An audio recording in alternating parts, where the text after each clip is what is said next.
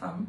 Et pour moi, ceci est une très grande chose parce que ça nous rappelle encore qu'on a des droits que je considère déjà très bien, mais qu'il nous faut encore faire beaucoup de choses pour arriver à nous épanouir en tant que femmes dans la société sénégalaise. Avant la Tiara, qui était Tiara? Avant la Tiara, Tiara c'était une jeune femme kaolackoise qui est venue sur Dakar faire ses études et qui est tombée amoureuse de l'entrepreneuriat et qui a utilisé son expertise dans les plantes pour mettre en place sa marque de cosmétiques, d'où la Tiara. En 2018, vous lancez la Tiara. Était-ce un rêve d'enfance ou une réponse à un besoin personnel? Une réponse à un besoin personnel. Parce qu'effectivement, je suis de teint très noir et quand j'étais enfant, j'ai eu à répondre à beaucoup de critiques sur la couleur de ma peau. Et au fil du temps, je me suis rendu compte que ces critiques ont fait perdre la confiance à beaucoup de femmes.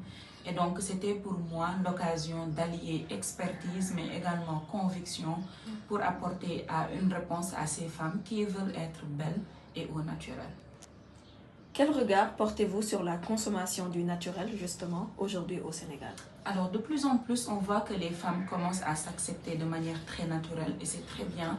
Mais le combat continue parce que c'est très ancré en nous qu'il faut être de teint clair pour être belle, qu'il faut se maquiller pour être belle. Et donc, c'est un combat qu'on doit continuer à mener tout en étant soft, tout en étant naturel pour amener ces femmes-là à nous rejoindre dans ce combat. Magnifique. Vous portez un message fort. Quitter les endroits où l'on ne se sent pas bien. D'où vient cette conviction? On n'a qu'une seule vie et il faut la vivre.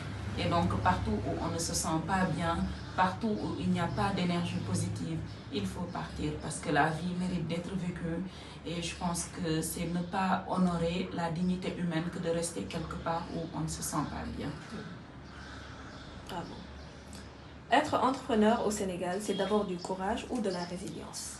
Alors, il faut du courage pour commencer, il faut de la résilience pour continuer. Et donc, c'est les deux, au fait, c'est une trajectoire. Je suis en phase.